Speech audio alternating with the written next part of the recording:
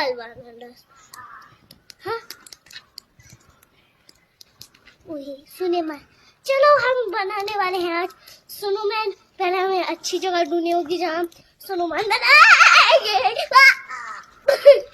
यहाँ पर बहुत खतरा है, ऊपर से बर्फ गिर सकती है। लेकिन मैं फाड़ा फाड़ हो गई हूँ, मुझे इतनी ठंड लग रही है। लेकिन हमें अपना सपना तो पूरा करना है, मगर मुझे नहीं करना मेरे को। मेरा स्नोमैन तैयार हो गया है और मुझे ये बहुत प्यारा लग रहा है। किस किस को इसको देख के अपने बचपन की याद आए कमेंट में जरूर बताना, हम इंतजार करेंगे।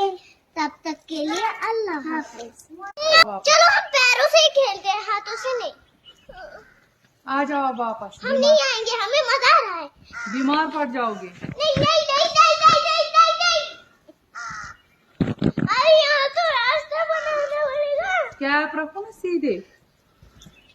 यहाँ तो चलो हम हाथों से खेल करें, बस उधर तक चलते जाते हैं। मुझे डर लग रहा है, ये कितना गहरा है। दौड़ो दौड़ो दौड़ो दौड़ो दौड़ो। हाँ तो हो गई बात। मैं तो दौड़ हम नहीं आ पा रहे, आप देखते क्यों? ये बहुत गहरा है।